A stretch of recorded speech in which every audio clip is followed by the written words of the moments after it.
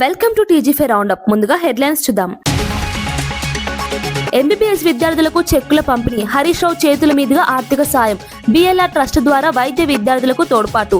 ఇప్పటి వరకు 122 మందికి విద్యా ఖర్చుల సహాయం.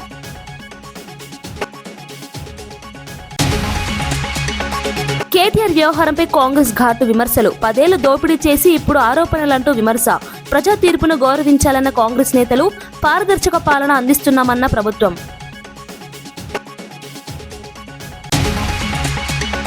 కామారెడ్డి ఘటనపై బీజేపీ ఆగ్రహం. ఎమ్మెల్యే పరామర్శకు స్వేచ్ఛ లేదన్న ఆరోపణ. హిందువులపై కేసులు పెట్టారన్న విమర్శ. చట్టబద్ధ పరిపాలన కోరిన బీజేపీ నేతలు.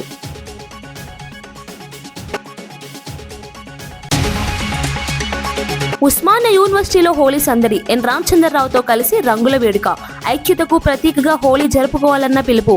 విద్యార్థులతో మమేకమైన బీజేపీ రాష్ట్ర అధ్యక్షుడు.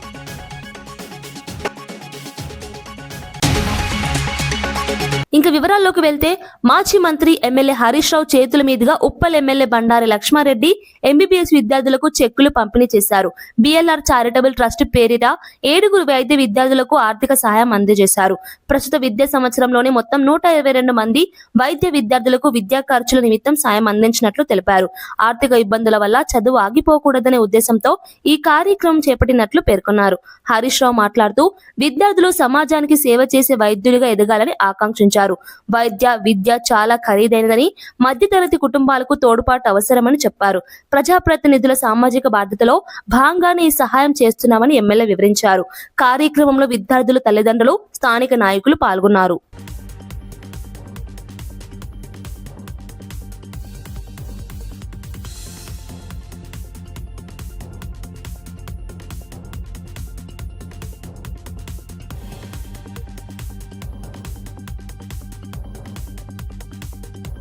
పచ్చ కామెర్లో వచ్చిన వాడికి లోకమంతా పచ్చగా కనిపించినట్టు కేటీఆర్ వ్యవహరిస్తున్నారని కాంగ్రెస్ నేతలు విమర్శించారు.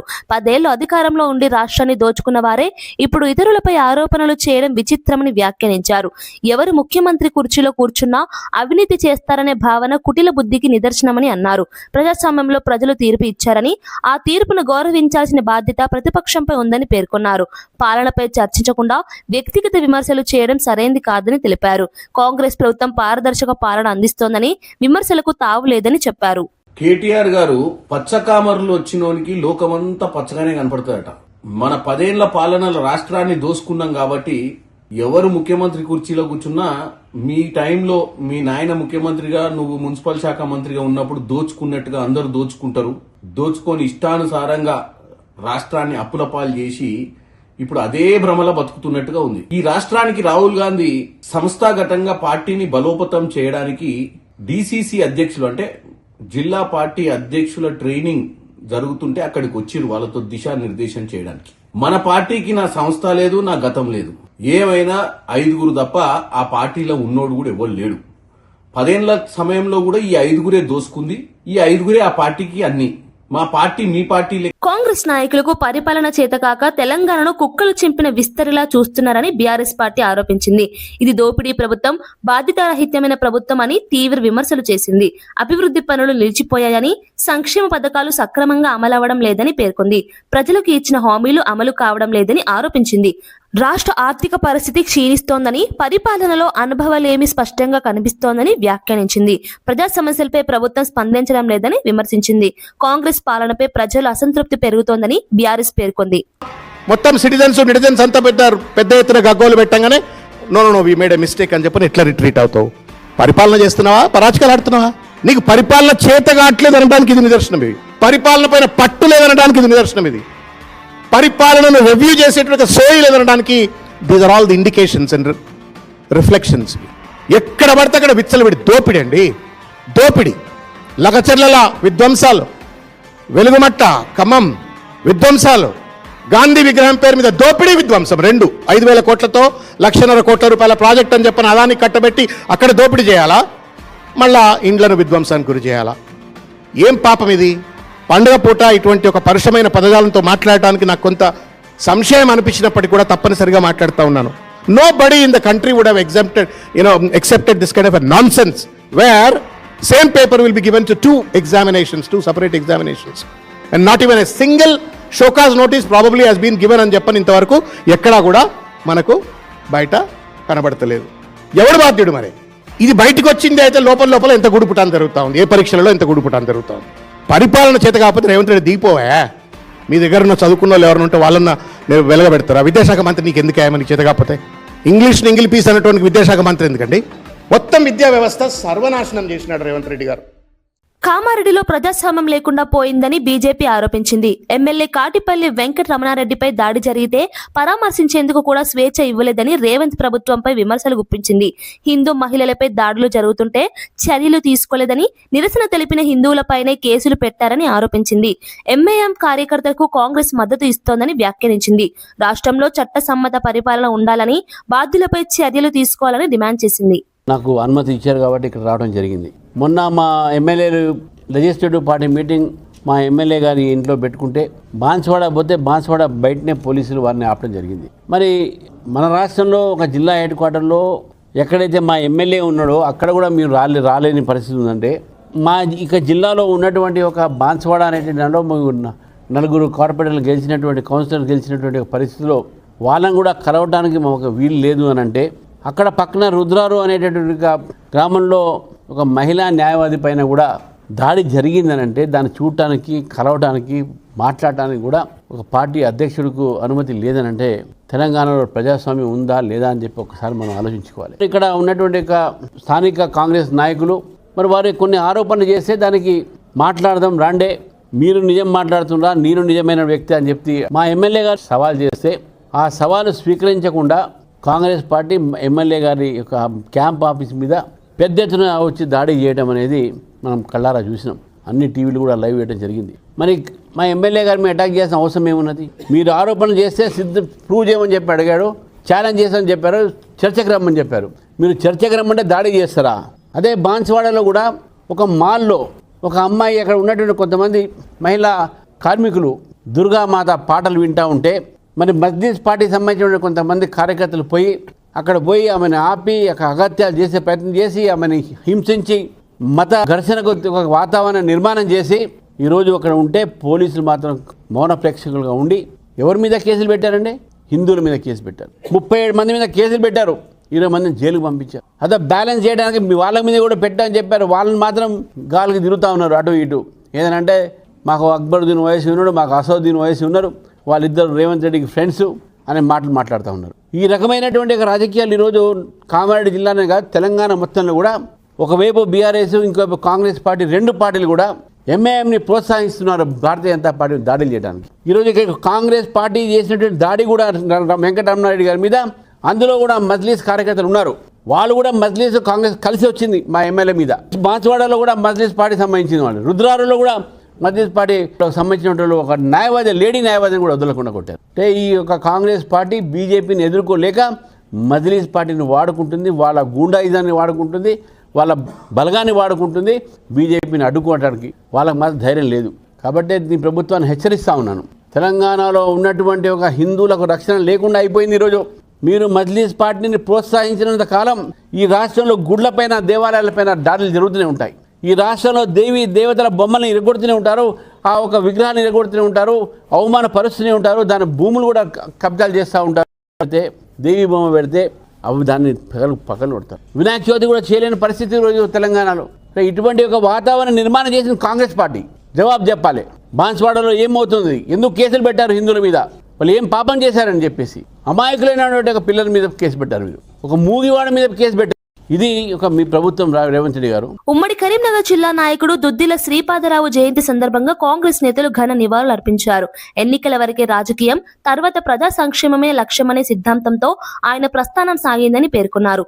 క్రమశిక్షణతో కూడిన రాజకీయాలకు మార్గదర్శకుడిగా నిలిచారని తెలిపారు. ఆయన చూపిన దారిలోనే నేడు నేతలు ముందుకు సాగుతున్నారని పేర్కొన్నారు. ప్రజాసేవే పరమ ధ్యేయమని ఆయన జీవితం చెబుతుందని అన్నారు. యువతకు ఆయన జీవితం స్ఫూర్తిగా నిలవాలని ఆకాంక్షించారు. నమస్కారాలు తెలియజేస్తూ శ్రీపాదరావు గారు కరీంనగర్ ఉమ్మడి జిల్లాకు సంబంధించే కాక రాష్ట్ర వ్యాప్తంగా వారొక చిరస్మరణీయుడిగా, పేద ప్రజలకు సంబంధించినటువంటి గొంతుకగా, గెలిచే వరకే, ఎన్నికల వరకే రాజకీయాలని, దాని తదుపరి ప్రజా సంక్షేమము, ప్రజా సమస్యలే లక్ష్యంగా ముందుకు పోయేటువంటి విధానంతో నడవడమే కాకుండా వారి పుత్రుడిగా శ్రీధర్ బాబు గారు కానీ, మేము ఆనాడు ఎన్ఎస్యుఐ నాయకుడిగా అనేక సందర్భాల్లో వారితో కలిసి కాంగ్రెస్ పార్టీ కార్యక్రమాల్లో పాల్పంచుకునేటువంటి సందర్భంలో మరి మనం నేర్చుకున్నటువంటి అంశం ప్రజలకు సంబంధించినటువంటి అంశాలన్నీ కూడా ఎప్పటికప్పుడు వాళ్ళకు అందుబాటులో ఉండాలనేటువంటి మాటని సందర్భంగా వారి స్ఫూర్తిని వారు ఇచ్చినటువంటి ఒక మార్గదర్శకతని సందర్భంగా జ్ఞాపకం చేసుకుంటూ నాకు జ్ఞాపకం ఉంది. కార్ నెంబర్ అంబాసిడర్ 6384లో 6384 కారులో మంత్రి వాళ్ళందరూ కూడా నెంబర్ నోటి ఉంటుంది. ఎప్పటికి కూడా అనేక సందర్భాల్లో మంత్రి ప్రాంతానికి కానీ కరీంనగర్ జిల్లా కేంద్రాన్ని మా ఊరైన కరీంనగర్ జిల్లా కేంద్రానికి కానీ అనేక సందర్భాల్లో వివిధ కార్యక్రమాల్లో పాల్పంచుకునే సందర్భంలో మరి జిల్లాకు సంబంధించిన అభివృద్ధి కానీ అనేక అంశాలు మాకు మార్గదర్శకత్వం చేయడం జరిగింది. వారి సందర్భంగా ఘనంగా నివాళులు అర్పిస్తూ వారు చూపెట్టిన మార్గంలో జిల్లాకు సంబంధించి ఇప్పుడు ప్రాతినిధ్యం వహిస్తున్న అందరం కూడా జిల్లా అభివృద్ధికి రాష్ట్రంలో కాంగ్రెస్ పార్టీకి సంబంధించినటువంటి అధికారంలో ఉన్నా ప్రతిపక్షంలో ఉన్నా ఏ బాధ్యతలో ఉన్నా పార్టీ పటిష్టతకు క్రమశిక్షణతో పనిచేసేటువంటి ఒక విధానాన్ని నేర్చుకున్న సందర్భంలో వారికి ఈ సందర్భంగా మరొకసారి స్మరించుకుంటూ వారికి నివాళులు అర్పిస్తూ అందరికి నమస్కారం చెప్తూ సెలవు తీసుకుంటాను. బుద్ధుడు బోధించిన మార్గాన్ని చేరాలంటే వ్యక్తిగత స్వార్థాలను విడిచిపెట్టాలని ఎక్సైజ్ పర్యాటక శాఖ మంత్రి జూపల్లి కృష్ణారావు అన్నారు. బౌద్ధ భిక్షువులు ఎలాంటి స్వార్థం లేకుండా ధర్మ స్థాపన కోసం కృషి చేస్తున్నట్లే మనము నేను నాది అనే భావనకు బదులుగా మనము మనది అనే ఆలోచనలతో ముందుకు సాగాలని సూచించారు. సమాజ శ్రేయస్సు మానవాళి అభివృద్ధి లక్ష్యంగా పనిచేయాలని పిలుపునిచ్చారు. స్వార్థ రాజకీయాలకు బదులుగా సేవాభావంతో వ్యవహరించాల్సిన అవసరం ఉందన్నారు. శాంతి, సహనం, దయ వంటి బౌద్ధ విలువలు నేటి సమాజానికి మరింత అవసరమని పేర్కొన్నారు. యువత ఆధ్యాత్మికతను ఆచరణలో పెట్టాలని సూచించారు. నేను నాది అని తప్ప మనది మనం అనే ఆలోచన లేనటువంటి ఈ సందర్భంలో మరి ఈ రోజున 450 కిలోమీటర్లు ఏది ఆశించకుండా అంటే శాంతి కోసం ధర్మ సంస్థాపన కోసం ఒక గొప్ప మనసుతోటి మరి ఈనాడు 450 కిలోమీటర్లు నడిచి వచ్చినట్టే మీ అందరికీ కూడా మరొకసారి చేతులెత్తి నమస్కరిస్తా ఉన్నా. మరి ఇది బుద్ధుడు ప్రస్తావించిన బుద్ధుడు ప్రబోధించినటువంటి ఈ లక్ష్యాన్ని చేరాలంటే ఎట్లయితే బౌద్ధ భిక్షువులు ఎలాంటి ఆలోచన కానీ స్వార్థం కానీ ఇది లేకుండా ఒక ధర్మ సంస్థాపన కోసం చేస్తూ ఉన్నారో ఇలా మనమందరం కూడా అంటే కులాలు మతాలు చిన్న పెద్ద ఆడ అమ్మగా అనే తారతమ్యం లేకుండా నేను నాది అని వదిలేసి మనది మనము అని ఆలోచన చేసినప్పుడు ఈ యొక్క సమస్యలకు పరిష్కారం దొరుకుతుంది. మరి ఈ లక్ష్య సాధన కోసమే ఈనాడు మరి ఇంత దూరం 70 మంది ఒక పాదయాత్ర చేసుకుంటూ వచ్చారు, కాళ్ళకు చెప్పులు కూడా లేకుండా. బీజేపీ రాష్ట్ర ప్రధాన అధికార ప్రతినిధి ఎన్వి సుభాష్ మీడియాతో మాట్లాడుతూ రాష్ట్ర రాజకీయ పరిణామాలపై స్పందించారు. కాంగ్రెస్ ప్రభుత్వంపై తీవ్ర విమర్శలు గుప్పించారు. ఎన్నికల హామీలు అమలు చేయడంలో ప్రభుత్వం విఫలమైందని ఆరోపించారు. చట్టసమ్మత పరిపాలన లేకపోవడం వల్ల ప్రజలు అసంతృప్తి పెరుగుతోందని అన్నారు. రాష్ట్రంలో శాంతి భద్రతలు దెబ్బతింటున్నాయని పేర్కొన్నారు. కేంద్ర ప్రభుత్వ పథకాలను సక్రమంగా అమలు చేయడంలో రాష్ట్రం నిర్లక్ష్యం చూపుతోందని విమర్శించారు. ప్రజా సమస్యలపై ప్రభుత్వం స్పందించాలన్నారు.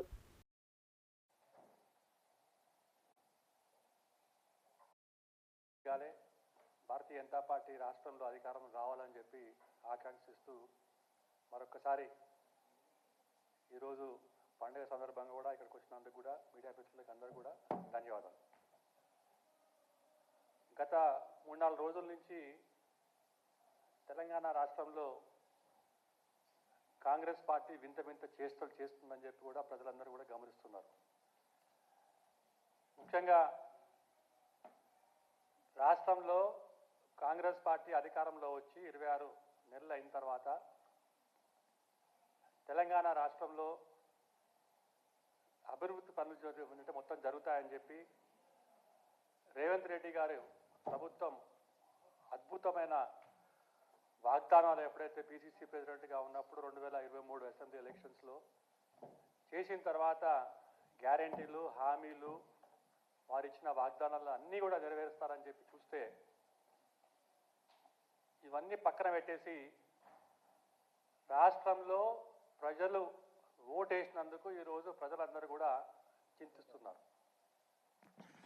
ఎందుకు చెప్తున్నామంటే మీరు ఏ ఒక్క డిపార్ట్మెంట్ చూసుకున్నా కూడా ఈ యొక్క రాష్ట్ర ప్రభుత్వం ఎంత వైఫల్యం చెందిందంటే తెలంగాణ రాష్ట్రం ఒక రోల్ మోడల్ అవుతుందని చెప్పి పదే పదే రేవంత్ రెడ్డి గారు అలాగే కాంగ్రెస్లో ఉన్న మంత్రులు దేశంలో రోల్ మోడల్ అని చెప్పి ఈరోజు తెలంగాణ పరువు తీసిన సందర్భాలు కూడా అనేకం ఉన్నాయి. మనం ఇటీవల జరిగిన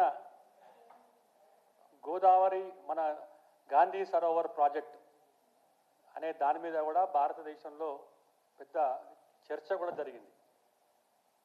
గత ప్రభుత్వం అంతకుముందున్న ప్రభుత్వం అంటే కాంగ్రెస్ ప్రభుత్వం ఇచ్చిన ఏదైతే పర్మిషన్స్ ఉన్నాయో ఆ పర్మిషన్స్ కూడా పక్కన పెట్టేసి కొత్త నిబంధన పట్టుకొచ్చి 9 మీటర్లు ఉన్న బఫర్ జోను తర్వాత FT లెవెల్ దాన్ని ఇప్పుడు మొత్తం సడలించి ఎవరైతే చాలా రోజుల నుంచి ఈ యొక్క గాంధీ సరోవర్ ప్రాజెక్టును మూసి ప్రక్షాళన గురించి మాట్లాడుతున్న రేవంత్ రెడ్డి గారు ఈరోజు వారికి ఏం జవాబు చెప్తారని చెప్పి కూడా ప్రజలందరూ కూడా ఆలోచిస్తున్నారు. అంటే పర్మిషన్స్ ఉన్న వాళ్ళకు కూడా వాళ్ళను పక్కన పెట్టేసి వాళ్ళ బిల్డింగ్ల మొత్తం అంటే పడగొట్టేసి కొత్త బిల్డింగ్ కడతారని చెప్పి ఏదో పూటకు హామీలు ఏదైతే గ్యారంటీలు ఏదైతే ఇచ్చినారో అట్లనే మాకు కూడా అన్యాయం జరుగుతుందని చెప్పి కూడా ఈరోజు భారతీయ జనతా పార్టీ తరఫున రావడం కూడా జరిగింది. మా రాష్ట్ర అధ్యక్షుడు రామచంద్రరావు గారు చాలా క్లియర్గా చెప్పినారు, ఈ యొక్క ప్రభుత్వం గడ్డపార ప్రభుత్వం అని చెప్పి. రేవంత్ రెడ్డి గారు గడ్డపార పట్టుకొని ఎక్కడ పడితే అక్కడ కబ్జాలు చేసుకుంటూ మరి ప్రజలను చాలా ఇబ్బంది పెడుతున్నారు. మా సోషల్ మీడియా టీం కూడా ఒక మంచి క్యారికేచర్ ఈరోజు ముందు ఇవ్వమని చెప్పి కూడా మాకు ఇచ్చినారు. గడ్డపార ప్రభుత్వం గడ్డపార పట్టుకొని రేవంత్ రెడ్డి గారు ఇవాళ పక్కన పొంగులేటి శ్రీనివాసరెడ్డి గారు తర్వాత బీజేపీ రాష్ట్ర అధ్యక్షుడు ఎన్ రామచంద్రరావు ఉస్మానియా యూనివర్సిటీలో హోలీ పండుగను జరుపుకున్నారు. పార్టీ కార్యకర్తలు విద్యార్థులతో కలిసి రంగుల సందడి చేశారు. హోలీ పండుగ ఐక్యతకు ప్రతీకగా నిలవాలని ఆకాంక్షించారు. యువత సమాజ నిర్మాణంలో ముందుండాలని పిలుపునిచ్చారు. రాజకీయ భేదాలు పక్కన పెట్టి పండుగలను ఆనందంగా జరుపుకోవాలని సూచించారు. విద్యార్థులతో మమేకమే శుభాకాంక్షలు తెలియజేశారు.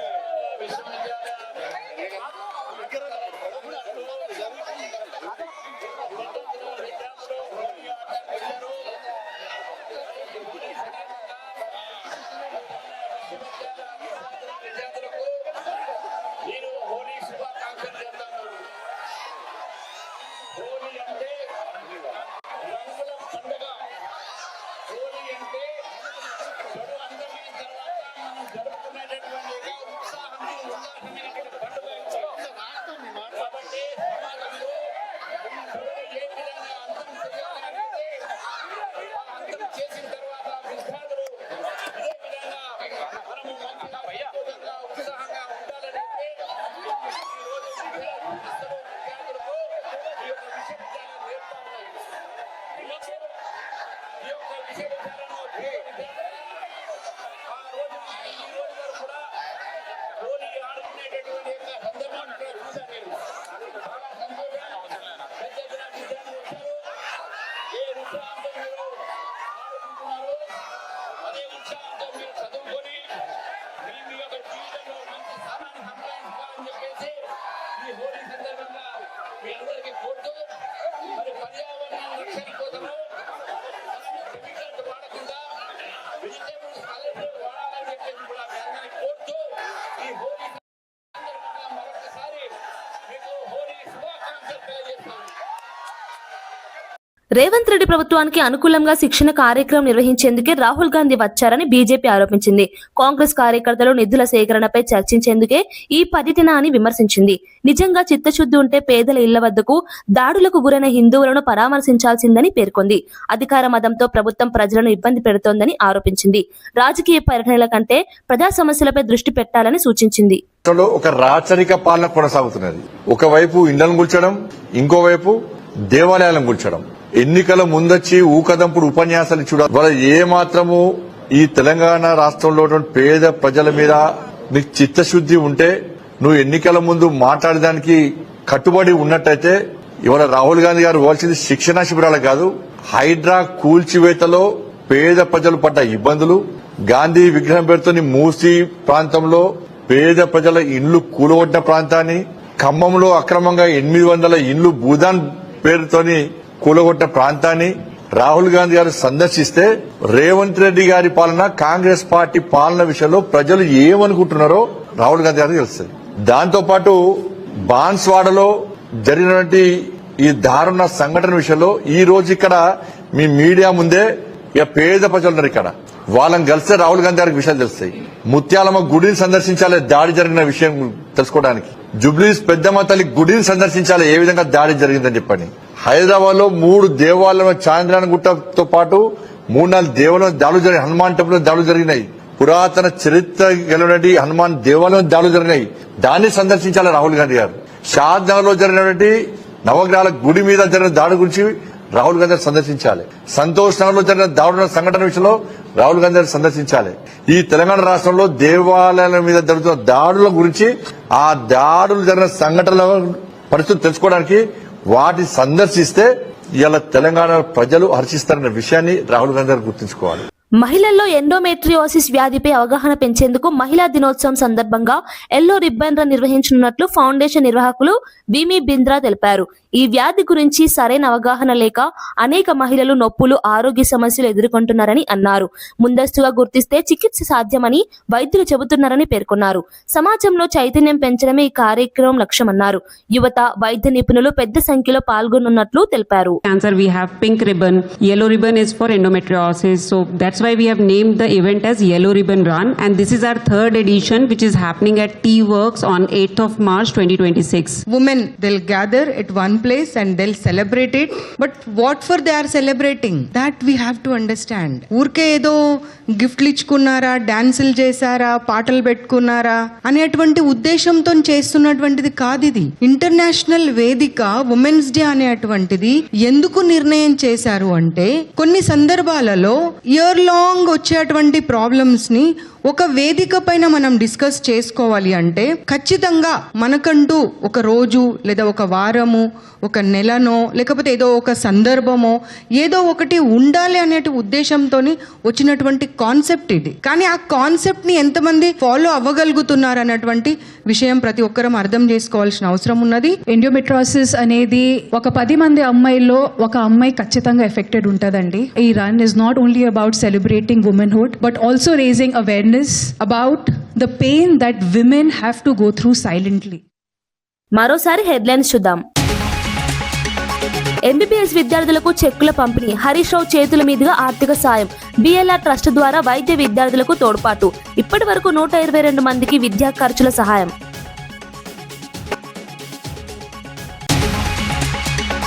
కేటీఆర్ వ్యవహారంపై కాంగ్రెస్ ఘాటు విమర్శలు, 10 ఏళ్లు దోపిడీ చేసి ఇప్పుడు ఆరోపణలంటూ విమర్శ. ప్రజా తీర్పును గౌరవించాలన్న కాంగ్రెస్ నేతలు, పారదర్శక పాలన అందిస్తున్నామన్న ప్రభుత్వం.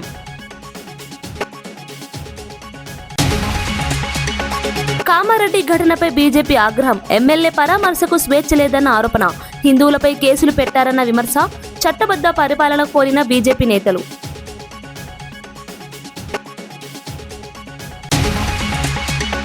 ఉస్మానియా యూనివర్సిటీలో హోలీ సందడి. ఎన్ రామచంద్రరావుతో కలిసి రంగుల వేడుక. ఐక్యతకు ప్రతీకగా హోలీ జరుపుకోవాలన్న పిలుపు. విద్యార్థులతో మమేకమైన బీజేపీ రాష్ట్ర అధ్యక్షుడు.